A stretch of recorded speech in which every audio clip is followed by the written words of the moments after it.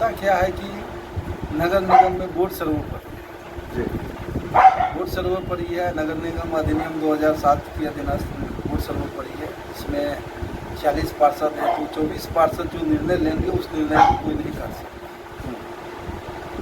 लेकिन होता क्या है कि बोर्ड के सभी सदस्य द्वारा जब अनुमोदन करके दे दिया जाता है कि सभी विकास के विचार विमर्श से ये विकास का काम हो रहा है जैसा हमको जानकारी है। यानी समान अधिकार है दोनों को और दोनों निर्णय लेती हैं सब। हाँ, समान अधिकार है और उस हिसाब से चल रहा है। उसे सबको अपना अपना अधिकार के लिए लड़ाई लड़ने के लिए स्वतंत्र है। वार्ड पार्षद भी सोचता है अधिक से अधिक अधिकार हमको मिले, डिप्टी मेयर भी सोचता है, मेयर भी सोचते हैं, ये तो सब लोग सोचते हैं। वो तो हर व्यक्ति का एक अधिकार है और सब लोगों का महत्वाकांक्षा ऐसा रहना भी चाहिए कि अधिक से अधिक क्षेत्र में विकास हो और विकास के मुद्दा पर कोई राजनीति नहीं। नमस्कार, प्रणाम, सलाम, सत श्री अकाल। मैं हूं शशिकांत और आप देख रहे हैं आइडियलाइज न्यूज। आइडियलाइज न्यूज के विशेष कार्यक्रम मेरा गांव मेरा अस्तित्व के अंतर्गत हमने शहरों के लिए शुरुआत किया था मेरा वार्ड मेरा अस्तित्व। जैसा कि आप सभी दर्शकों को पता है कि कई वार्डों की स्थिति को हमने दिखाया है। कई वार्डों में विकास के कार्य भी चल रहे हैं और अधूरे कार्य भी पड़े हैं। तो इसी कड़ी में मैं वार्ड नंबर 24 आ गया हूं और वार्ड नंबर 24 की क्या स्थिति है, यहाँ पे कितने काम धरातल पे उतरे हैं और कितने काम धरातल पे नहीं उतरे हैं, इन तमाम मुद्दों को लेकर के वार्ड नंबर 24 के वार्ड पार्षद प्रतिनिधि अमरेंद्र कुशवाहा जी से जुड़ते हैं। अमरेंद्र कुशवाहा जी, आपका बहुत बहुत स्वागत है हमारे चैनल में। देखिए, वार्ड नंबर 24 सबसे पिछड़ा क्षेत्र है जी, और इस क्षेत्र की आबादी भी क्षेत्रफल के दृष्टिकोण से बड़ा है। क्षेत्र की आबादी 40,000 से अधिक है और यह क्षेत्र जो है गरीबों का क्षेत्र है। ये स्लम एरिया भी पड़ता है। इसमें 40% आबादी गरीबी रेखा से नीचे है, इसलिए इस क्षेत्र में विकास की ज़रूरत है। पहले ग्रामीण क्षेत्रों में पड़ता था, इसके बाद शहरी क्षेत्र में आए। इस वार्ड की वार्ड पार्षद राखी देवी बनी। इसके बाद हम लोग लगातार प्रयास कर रहे हैं और इसी प्रयास का नतीजा है कि बोर्ड की सभी बैठकों में वार्ड पार्षद द्वारा प्रमुखता से इस क्षेत्र में जो जल जमाव की समस्या है, क्योंकि रजनी पार्क के पीछे से होते हुए जो ये भगलूसा नाला आता है बाईपास के पास बंद हो जाता है। इस कारण की सभी अन्य वार्डों का भी गंदा पानी का डिस्चार्ज 24 नंबर वार्ड में ही होता है, जिस कारण से कि हल्की बारिश में भी बाढ़ की स्थिति हो जाती है। इसके लिए हम लोगों ने प्रमुखता से रखा था कि रजनी पार्क के पीछे से होते हुए यहाँ पंचायत भवन बजरंगबली स्थान होते हुए बाईपास के उत्तर होते हुए आगे जो है लालगंज नाला जो बना हुआ है डिलक्स होटल वाला नाला, उस नाला तक मिलाया जाए। और यह काम की निविदा भी हो चुकी है। 12 करोड़ का ये प्रोजेक्ट है और पटना की एक कंपनी ये लिए हुए हैं। इस विषय में कई बार बोर्ड की बैठक में रखा गया है। नगर निगम की तो 12 करोड़ के जो लागत से बनेगी नाला, वो सिर्फ वार्ड नंबर 24 के लिए 12 करोड़ के प्रचलित राशि है या फिर पूरे शहर की बात कर रहे हैं? नहीं, ये उसमें 90% क्षेत्र जो है 80% क्षेत्र वार्ड नंबर 24 का पड़ता है। इसके बाद वो जो लालगंज नाला जो है डिलक्स होटल वाला नाला, ये यहाँ से होते हुए हरदा नदी तक जाती है, तो उसका एक अलग योजना है। उसका भी ड्रेनेज सिस्टम की का भी टेंडर हो गया, इसका भी टेंडर हो गया। हम लोग को पूरा उम्मीद है कि मुख्य समस्या ये जो है दूर हो जाएगी। इसके बाद हम लोग इस वार्ड में जितने भी प्रमुख सड़क हैं सब सड़क को इसमें नाला में मिलाने का कार्य करेंगे। अभी लगभग 1.5 वर्षों में इस वार्ड में अभी तक जो स्वीकृत योजना है 12 करोड़ की योजना स्वीकृत हुई है और 12 करोड़ रुपये का ये ड्रेनेज सिस्टम स्वीकृत हुआ और अभी पूरे मुस्तैदी से सभी का टेंडर हो चुका है और बहुत काम हो भी गया। बहुत कार्य प्रारंभ है, जैसे कि अभी आदिवासी स्कूल होते हुए पंचायत भवन तक का रोड बन चुका है और पंचायत भवन से नेवालाल चौक वाली सड़क का कार्य भी चालू है। हाँ, चालू है। और सब जो भी ठेकेदार काम लिए हैं सब बोला है कि 1 महीना के अंदर हम सारा योजना को पूरा कर देंगे। अब तक कितने सड़क पास हुए हैं आपके वार्ड नंबर 24 में? अभी तक में हम लोग वार्ड नंबर 24 में जितने भी सड़क की योजना पास हुई है सभी योजनाएं बड़ी है। 0.5 किलोमीटर 1 किलोमीटर ड्रेनेज सिस्टम में भी बड़ा है। तो सड़क तो सब मिला के 16 गो सड़क पास हुई है, लेकिन योजना बड़ा होने के कारण राशि अधिक है, लेकिन सड़क कम संख्या में है। सड़क कम संख्या में। आपके यहाँ बिजली का प्रतिनिधित्व आप ही करते हैं, वार्ड पार्षद करते हैं। पोल पर जो खराब हो जाते हैं, जो लाइट आना था नगर निगम से, इसके विषय में कई वार्डों से यह शिकायत आती है कि वह लाइट खराब होता है और वार्ड पार्षद महोदय इस पर ध्यान नहीं देते हैं। तो क्या ऐसी समस्या आपके भी वार्ड में है? देखिए, ये समस्या तो बरसात के दिनों में ज़्यादा रहती है, क्योंकि बिजली की जो हर पोल पर जो स्ट्रीट लाइट है, जैसे इस वार्ड में 85 को नया लाइट लगाया गया है अभी तक, और अभी पटना से ही नया लाइट का जो भी लगना है वो बंद है, और बोर्ड की बैठक से यहाँ पटना भेजा गया है। नगर निगम की महापौर उप महापौर सब वार्ड पार्षद सब यहाँ से भेजे हैं, और हमको उम्मीद है जल्दी आदेश आ जाएगा। जहाँ तक खराब लाइट का सवाल है, जो कंपनी ये स्ट्रीट लाइट का लिए हुए थे, उनका 6.5 वर्ष हो चुका है, अब 6 महीना उनका बचा हुआ है। इस कारण से अभी जो लाइट खराब है उसको ठीक होने में परेशानी हो रही है, और कंपनी पर नगर प्रशासन द्वारा बार बार लिखित उनको भेजा जा रहा है कि आप जो भी लाइट खराब है उसको ठीक किया जाए। अभी कम मात्रा में लाइट है कंपनी के पास, इस कारण हमारे वार्ड में नहीं, सभी वार्डों में इनकी समस्या है। सभी वार्डों में समस्या है। तो इनका कहना है कि कमोबेश सभी वार्डों में ऐसी समस्या है। तो आवासीय योजना की क्या स्थिति है आपके वार्ड में? अब तक कितने आवासीय योजना पास हुए हैं? चाहेंगे कि आप हमारे चैनल के माध्यम से आप अपने जनता जनार्दन को बताएं। देखिए, प्रधानमंत्री आवास योजना की जहाँ तक बात है, इसमें जो हम लोगों ने देखा अभी तक 46 वार्ड में किसी भी वार्ड में नया आवास योजना नहीं हुआ। जो पुराना आवास स्वीकृत था पूर्व के पार्षदों द्वारा, पूर्व महापौर के द्वारा, वही योजना को अभी सब लोगों को इसका लाभ मिल रहा है। नया आवास योजना अभी शुरुआत नहीं थी। इस विषय में बोर्ड की बैठक में वार्ड पार्षद के लिए उठाई है। इस विषय में नगर निगम के माननीय महापौर का कहना है कि अभी तक हम लोग को प्रधानमंत्री आवास की योजना होती है, इसमें एक बैठक हुई, जिसमें बोला गया कि अब 3.5 लाख रुपया आवास योजना की राशि को बढ़ाई गई, लेकिन अभी तक वहाँ से कोई भी आदेश नहीं आया है। जब तक ये आदेश नहीं आ जाता है, हमको जैसा लग रहा है कि पूरे बिहार में कहीं पर भी या देश लेवल पर भी हमको लग रहा है कि अभी नया आवास नहीं हो रहा। नया आवास नहीं हो रहा।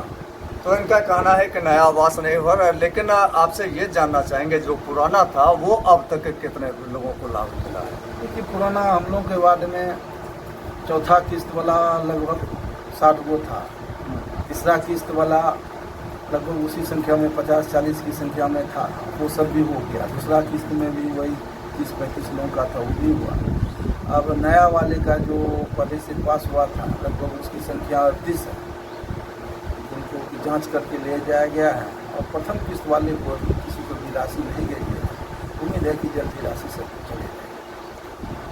तो राशि सभी को चले जाएगी, इनका कहना है। तो अब हम आपसे यह जानना चाहेंगे कि सूखा और गीला कचरा उठाने के लिए आपके वार्ड में एनजीओ के द्वारा गाड़ी आती है, तो कुछ वार्ड से यह शिकायत है कि एनजीओ सही स्तर से काम नहीं कर रहे हैं, वार्ड पार्षद का नहीं सुन रहे हैं। तो क्या इस तरह की समस्या आपके भी वार्ड में? हालांकि आपके वार्ड में अब भी कचरा देखने को मिलता है। अगर मध्य विद्यालय की बात की जाए तो वहाँ पे कचरा जमा होता है, सुदीन चौक के बगल की बात की जाए तो वहाँ भी कचरा जमा होता है। तो आप इस संदर्भ में क्या कहेंगे? देखिए, सफाई की व्यवस्था पहले से काफ़ी सुधार हुई है।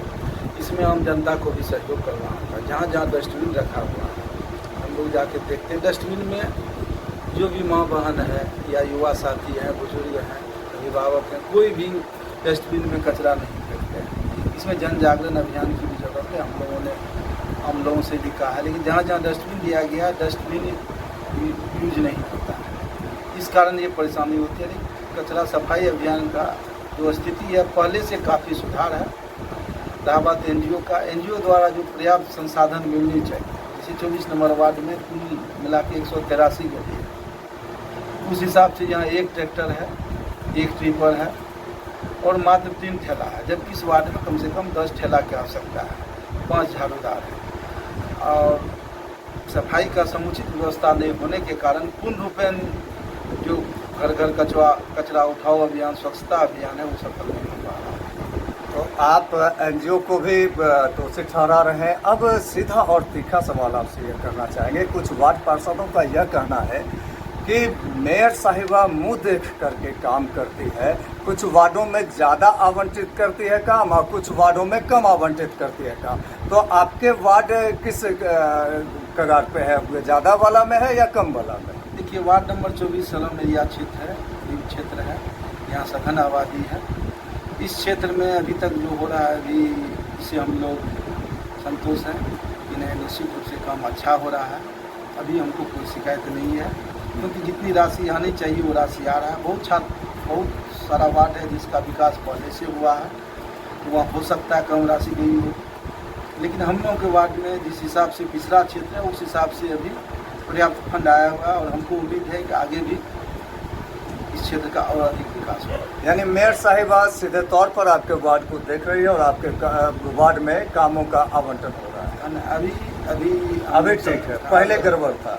अभी जो देख रहे हैं विकास का काम चल रहा है। अच्छा, अभी विकास का काम चल रहा है, लेकिन पहले गड़बड़ था, ये जानना चाहूँगा। नहीं, पहले देखिए है क्या कि ये तो निश्चित रूप से जब नया बोर्ड बनता है जी, तो सब वार्ड पार्षद चाहते हैं हमारे क्षेत्र में अधिक से अधिक विकास हो। इसकी लड़ाई हम लोगों भी तेज किए थे, लेकिन उनको लगा कि नहीं, इस वार्ड में भी अधिक विकास की ज़रूरत है। जिन जिन वार्डों में अधिक विकास की ज़रूरत है वो अधिक से अधिक फंड दे रहे हैं। ये हम लोग के लिए खुशी की बात है। ये आप लोगों के लिए खुशी की बात है। अच्छा, एक और सीधा और तीखा सवाल नगर निगम से ही जुड़े हुए सवाल है कि लोगों का कहना है कि जिस तरह से आपको जनता ने चुन करके बनाया जनप्रतिनिधि, उसी प्रकार से मेयर साहिबा को भी जनप्रतिनिधि चुन करके बनाया और उसी प्रकार से उप मेयर साहिबा को भी चुन करके बनाया। तो एक और यह देखा जा रहा है कि मेयर साहिबा के पास ज़्यादा पावर है, वो अपने पावर का इस्तेमाल भी करती है। उप मेयर साहिबा गुम हो जाती है, हालांकि नाम उनका भी लिखा जाता है बोर्ड पर, लेकिन वो सिर्फ और सिर्फ नाम का होता है। तो ये कुछ लोगों का ब्लेम है, तो क्या ये सही ब्लेम है या गलत ब्लेम है? देखिए, होता क्या है कि नगर निगम में बोर्ड सर्वोपरि जी, बोर्ड सर्वोपरि है। नगर निगम अधिनियम 2007 के अधीनस्थ बोर्ड सर्वोपरि है। इसमें 40 पार्षद हैं, तो 24 पार्षद जो निर्णय लेंगे उस निर्णय को कोई नहीं कर सकता। लेकिन होता क्या है कि बोर्ड के सभी सदस्य द्वारा जब अनुमोदन करके दे दिया जाता है कि सभी विकास के विचार विमर्श से ये विकास का काम हो रहा है, जैसा हमको जानकारी। यानी समान अधिकार है दोनों को और दोनों निर्णय लेती हैं समान अधिकार है और उस हिसाब से चल रहा है। उसे सबको अपना अपना अधिकार के लिए लड़ाई लड़ने के लिए स्वतंत्र है। वार्ड पार्षद भी सोचता है अधिक से अधिक अधिकार हमको मिले, डिप्टी मेयर भी सोचता है, मेयर भी सोचते हैं, ये तो सब लोग सोचते हैं। वो तो हर व्यक्ति का एक अधिकार है और सब लोगों का महत्वाकांक्षा ऐसा रहना भी चाहिए कि अधिक से अधिक क्षेत्र में विकास हो और विकास के मुद्दा पर कोई राजनीति नहीं। अच्छा, एनजीओ सुनती है आपकी या मनमानी करती है? देखिए, एनजीओ तो सुनती है, कार्य भी करती है, लेकिन और अधिक सुधार की आवश्यकता है। और अधिक सुधार की आवश्यकता है। इसके लिए नगर प्रशासन को भी इसमें और अधिक सोचना पड़ेगा कि जो वार्ड बड़ा है उसमें अधिक से अधिक संसाधन दें और कार्य करें, क्योंकि अभी राशि जितनी मिल रही है वो पर्याप्त राशि है। लगभग 3 लाख की राशि एक वार्ड को सफाई की जाएगी, जिसमें वार्ड नंबर 24।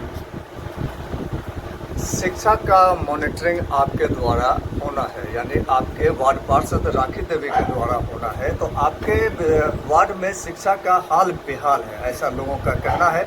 और यहाँ पे आंगनबाड़ी सिस्टम सही नहीं है, यहाँ के मध्य विद्यालयों की पढ़ाई सही नहीं है। आपके जो वार्ड में मध्य विद्यालय है और जो आंगनबाड़ी है, तो ऐसा जनता जनार्दन का कहना है। तो क्या इन बातों में सच्चाई है? इन बातों को आप प्रमाणित करते हैं क्या, मॉनिटरिंग करते हैं? देखिए, है क्या कि वार्ड नंबर 24 में एकमात्र विद्यालय है, मध्य विद्यालय आदिवासी का। उस विद्यालय में हम लोग बराबर जाकर मॉनिटरिंग करते हैं। उसमें देख रहे हैं कि शिक्षक हो कि प्रधानाध्यापक हो वो समय पर आते हैं, पढ़ाई अच्छी चल रही है।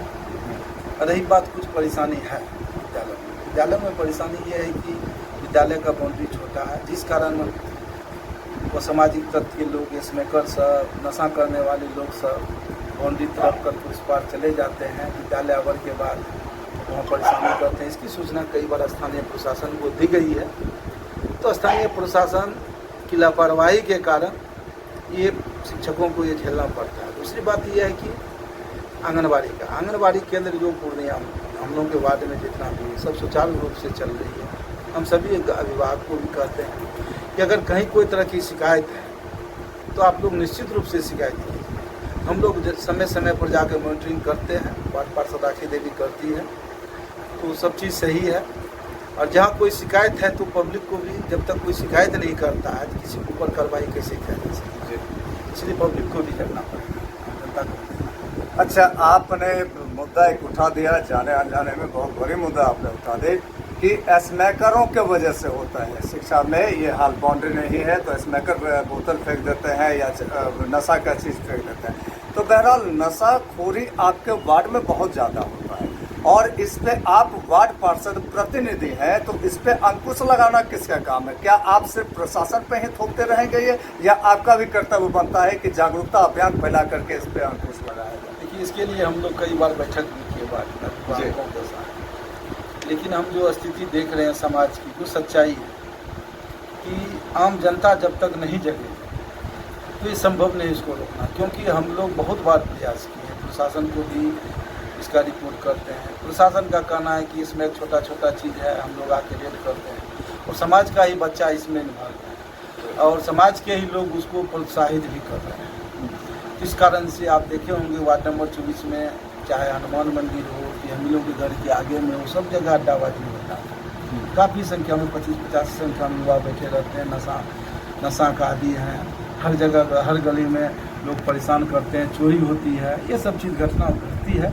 इसके लिए इस क्षेत्र की आम जनता भी जिम्मेवार है। आम लोगों से हम लोग आग्रह करते हैं कि आप लोग भी आगे आइए, लेकिन क्षेत्र की जनता सहयोग नहीं कर रही। क्षेत्र की जनता सहयोग नहीं कर रही है, इन्होंने कहा। सर, आपका वार्ड नंबर 24 है और ज्ञात सूत्रों से यह पता चला है कि कच्चे शराब का निर्माण आपके वार्ड में होता है, तो इस पर रोक क्यों नहीं लगवाते हैं आप? और जागरूकता अभियान की बात करते हैं आप, जो है जनता जनार्दन को दोषी ठहरा रहे हैं, आप प्रशासन को दोषी ठहरा रहे हैं। आप भी उतने ही दोषी हैं कि आप शराब के कच्चा जो बनता है शराब, उसको आप रोकने में सक्षम नहीं है। देखिए, इसका मुख्य कारण ये है कि किसी भी वार्ड पार्षद के पास कोई प्रशासनिक पावर नहीं होता है जी, उसके पास कोई न सुरक्षा चक्र होता है। तो इस परिस्थिति में हम लोग प्रशासन से ही आग्रह कर सकते हैं।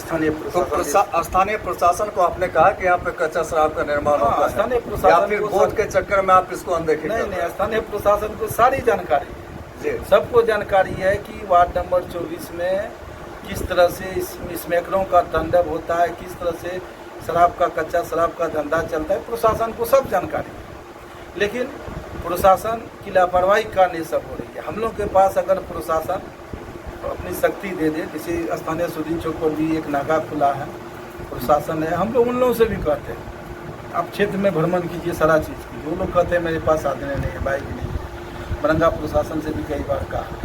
हम लोग इस चीज़ को समय समय पर आवाज़ उठाते हैं, लेकिन स्थानीय प्रशासन किस कारण से चुपचाप बैठा हुआ है, इसलिए हम लोग इसमें क्या कर सकते हैं? इसमें जब तक हम लोगों को कोई अधिकार नहीं मिलता तो हम लोग इसमें इससे अधिक क्या कर सकते हैं? हाँ, ठीक है, आप कह रहे हैं कि इससे अधिक क्या कर सकते हैं। आप कर सकते हैं, आप एक एप्लीकेशन एसपी साहब के यहाँ लगा सकते हैं। आपके पास जनता का पावर है, जनता को ले जा करके आप थाना में धरना प्रदर्शन कर सकते हैं या एप्लीकेशन दे सकते हैं। तो आपने ऐसा कदम उठाए शराब बंद करने का? हाँ, इसके लिए हम लोगों ने उठाया है, मीटिंग करके 3 बार अभी तक हम लोग मीटिंग किए हैं क्षेत्र की जनताओं के साथ, अभिभावकों के साथ। सब लोगों को सूचना देते हैं। अगर 500 लोगों को सूचना देते हैं, नशा के खिलाफ कोई भी आना नहीं चाहता है। अगर 500 लोगों को खबर करते हैं, उसमें 40-50 ही अभिभावक आ पाते हैं। उन लोगों का कहना है कि हम लोग क्या करेंगे, नशेड़ी सबसे लड़ेंगे,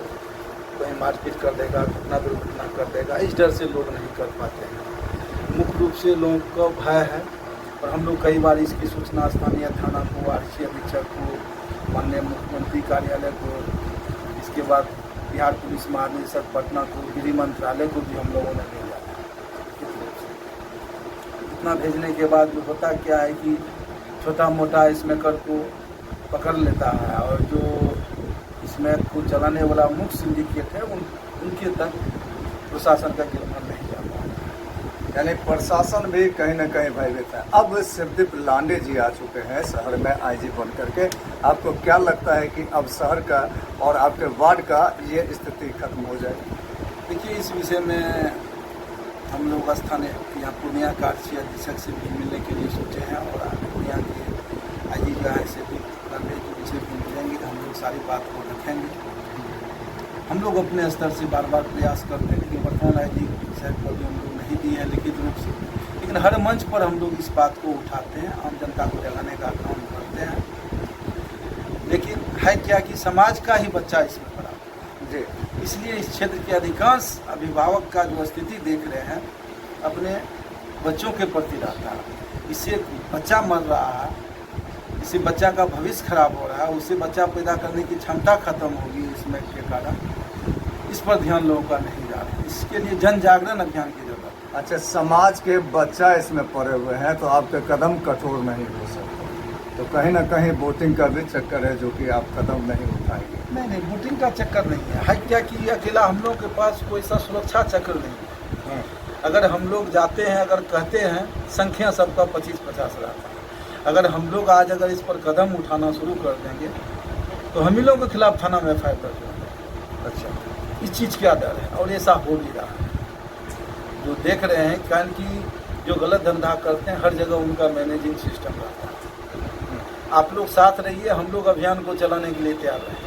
हम लोग पूर्णिया के सभी टॉप 10 न्यूज़ चैनल अखबार वालों से कई बार अपील और कहा, और किसी ने साथ देने का नहीं, कोई भी साथ नहीं देता है। और ये स्थिति है कि जो लोग इस सिंडिकेट के हेड हैं उन्हीं के समर्थन में लोग खड़ा है। ये स्थिति सच्चाई है। जाने अनजाने में इन्होंने बहुत बड़ी बात कह दी और सीधा प्रशासन और मीडिया पर भी इन्होंने उंगली उठा दिया। इन्होंने कहा कि स्मैकरों की जो संख्या है या जो शराब बनाते हैं उसको बंद किया जा सकता है, लेकिन ना मीडिया साथ देती है और ना प्रशासन साथ देती है। तो क्या प्रशासन कहीं ना कहीं जो है डर रही है या प्रशासन की मजबूरी है? क्या आखिर मजबूरी है? और मीडिया की तो मजबूरी है कि जब तक एविडेंस नहीं है वो नहीं जाएंगे साथ में। और तो आपकी क्या मजबूरी है साहब? आप तो एविडेंस ढूंढ सकते हैं। तो बहरहाल इन्होंने बहुत बड़ी बात कह दी। तो चलिए, इसी के साथ मैं समाप्त करना चाहूँगा, लेकिन चलते चलते मैं इनसे यह जानना चाहूँगा कि सर आपने अब तक जो आपके वार्ड में काम हुआ है, जो सैंक्शन हुआ वो बताया है, लेकिन आपके वार्ड में अब क्या कमी है और इसके लिए आपके क्या कदम होंगे? देखिए, वार्ड नंबर 24 में कम से कम 150 और स्ट्रीट लाइट की आवश्यकता है, तब हर एक पोल पर लाइट हो जाएगा। हम लोग बोर्ड की सभी बैठकों में इस चीज़ को रखा है। हम लोग यहाँ कम से कम 250 और 300 के समथिंग लाइट की ज़रूरत थी, जिसमें से 85 लाइट मिला है। होता क्या है कि जिस वार्ड में कम भी ज़रूरत है सब पार्षद समान अधिकार से ले लेते हैं और वार्ड नंबर 24 बड़ा है, इसलिए कारण से इस वार्ड में हम लोग फिर भी बहुत प्रयास करके 50 लाइट को इसमें लगाने का काम किया है। एक ये समस्या है। दूसरी समस्या ये है कि इस वार्ड में गरीबी रेखा से नीचे कम से कम 600 परिवार वालों को अभी आवास योजना की ज़रूरत है, प्रधानमंत्री आवास योजना की ज़रूरत है। तो उसका भी जब तक आदेश नहीं प्रधानमंत्री कार्यालय से आ जाता है, इसमें हम लोग चाह के भी कुछ नहीं कर सकते हैं। तीसरी बात यह है कि हमको जैसा अभी लग रहा है कि अभी जितना भी प्रमुख सड़क और नाला का था वो सब का निविदा हो चुका है। वो बन जाने के बाद जो ब्रांच सड़क है उनके लिए भी हम लोग प्रयास करेंगे, तो उम्मीद है कि उसका भी विकास हो जाएगा। इसके बाद ये बात शिक्षा व्यवस्था की। शिक्षा व्यवस्था में जैसे इस वार्ड में कई प्राइवेट विद्यालय भी हैं, लेकिन इसमें सरकार ने जो रूल रेगुलेशन लागू किया है कि कम से कम उसको 10% या 20% गरीब बच्चों को पढ़ाना है, वो चीज़ नहीं हो रहा है। ये मुद्दा भी उठना चाहिए कि जितना भी निजी विद्यालय है गरीब छात्रों को 10% या 20% या 25% उसको निःशुल्क पढ़ाई के लिए जो होती है, ये चीज़ हम लोग विद्यालय में जितना भी निजी विद्यालय है वो ये कार्य नहीं कर रहा है। इसी विद्यालय पर कार्रवाई होनी चाहिए। ऐसे विद्यालय पे कार्य? अच्छा, बहुत सारे विद्यालय को रजिस्ट्रेशन भी नहीं है, क्या ऐसे विद्यालय को भी ढूंढना चाहिए? हाँ, निश्चित रूप से ढूंढना चाहिए। इस विद्यालय को जो रजिस्ट्रेशन नहीं है उसको भी ढूंढना चाहिए, उस पर भी कार्रवाई होनी चाहिए। जिसका रजिस्ट्रेशन है उनको निश्चित रूप से अभी पूर्णिया की जिला शिक्षा पदाधिकारी को सभी वार्ड पार्षद के साथ मीटिंग करके आटे एक आधे कर दें। हाँ, ये कहना चाहिए कि आपके वार्ड में जितने भी प्राइवेट विद्यालय हैं वो कितने % गरीब बच्चों को पढ़ा रहे हैं कि खाना पूर्ति कर रहे हैं। हमको तो पता है कि खाना पूर्ति सब कर रहे हैं कि हम इतना गरीब बच्चे को पढ़ा रहे हैं, लेकिन सच्चाई ये है कि एक भी बच्चे को कोई भी प्राइवेट स्कूल वाला नहीं पढ़ा रहा है। रही बात सरकारी विद्यालय का, हम लोग वार्ड में एक मध्य विद्यालय है, उसमें पढ़ाई अभी ठीक ठाक है। हम लोग सभी अभिभावक से भी बार बार आग्रह भी करते हैं, अब अपने बच्चे को स्कूल में भेजिए, नियमित पढ़ाई करवाइए। कुछ गार्जियन सब प्राइवेट की ओर भाग रहे हैं, जिस कारण से सरकारी विद्यालय की स्थिति उतनी अच्छी नहीं हो रही है। बाकी सब व्यवस्था सही है और वार्ड में जो भी विकास का अधूरा काम बच चुका है, जैसे वृद्धा पेंशन है, विधवा पेंशन है, हम लोग जो भी हम लोगों का काम है, हम प्रायः उसमें प्रयासशील हम लोग रहते हैं कि उनको मार्गदर्शन देते हैं कैसे क्या करना। हम लोग अपने स्तर से ब्लॉक भेजने का काम करते हैं। और राशन कार्ड का जहाँ तक सवाल है कि राशन कार्ड में भी जिन लोगों का नाम नहीं है, इस विषय में हम लोग प्रयास कर रहे हैं कि वार्ड नंबर 24 में एक कैंप लगे और खाद्य उपभोक्ता मंत्री माननीय ऋषि सिंह जी बीच में आवे। अगर वो आती है तो हम लोग को निश्चित रूप से उम्मीद है कि जो भी गरीब लोग हैं, अभी भी लगभग 400-500 लोग हैं जिनका गरीब लोग का कार्ड नहीं बना है, वो कार्ड बन जाएगा। और विकास के लिए जहाँ तक हो सकता है हम लोग प्रयासरत हैं और पूरा उम्मीद है कि अगले साल जनवरी आते आते इस वार्ड में लगभग 50% विकास हो जाएगा। जो बचेगी वो आगे के लिए हम लोग करेंगे। तो ये थे वार्ड नंबर 24 के वार्ड पार्षद प्रतिनिधि अमरेंद्र कुशवाहा जी। तो आपने सुना कि इन्होंने क्या कुछ कहा। तो इसी के साथ मैं शशिकांत आप तमाम सुधी दर्शकों को प्रणाम करता हूँ, सलाम करता हूँ, सत श्री अकाल करता हूँ। क्या आप अपने होटल, स्कूल, हॉस्पिटल, कॉलेज आदि की क्लीनिंग करने के लिए बेहतर क्लीनिंग उत्पाद की तलाश कर रहे हैं, लेकिन महंगे प्रोडक्ट और अनसेटिस्फाइड क्वालिटी आपको परेशान करती है? आप पैसे भी अधिक देते हैं लेकिन आपको क्लीनिंग प्रोडक्ट अच्छी क्वालिटी में नहीं मिल पाते। अब आपका सवाल है बेहतर क्वालिटी के प्रोडक्ट आखिर मिले कहाँ? तो आपके सवाल का जवाब है बाटा क्लीन ब्रांड के क्लीनिंग प्रोडक्ट, जो ISO सर्टिफाइड हैं और ये भारत के लगभग सभी हिस्सों में आपको मिल जाते हैं। हम अपने cleaning product college, hospital, hotel आदि में डिलीवर करते हैं। हमारे क्लीनिंग प्रोडक्ट 100% सेफ हैं, जो आपको देते हैं 99.9% बैक्टीरिया को मारने की गारंटी। हमारे सभी क्लीनिंग प्रोडक्ट आपके बजट में हैं, क्योंकि हमने रखा है अपने कस्टमर का विश्वास। इसलिए आज हमारे भारत में हैं कई हैप्पी क्लाइंट्स। हम आपके लिए लाए हैं toilet cleaner, hand wash, phenyl, floor cleaner और भी बहुत कुछ खास, क्योंकि हम देते हैं कम पैसों में ज्यादा सफाई का वादा। तो आज ही अपना ऑर्डर देने के लिए स्क्रीन पर दिए नंबर पर कॉल करें।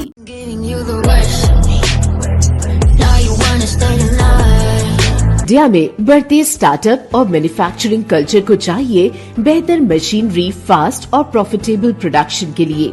ऐसे में चाहे पानीपुरी वाला ही अपना बिजनेस एक्सटेंड करना चाहे तो उसे चाहिए ऑटोमेशन का साथ। स्लीपर्स मेकिंग से लेकर डिटर्जेंट मेकिंग मशीन्स और पेपर प्लेट से लेकर कैटल फीड मेकिंग मशीन्स तक। अब आप प्रोडक्ट्स भी बनाएं हमारी मशीन के साथ और पैक भी करें हमारी मशीन के साथ। आपका रिलायबिलिटी और क्वालिटी में नंबर 1 पार्टनर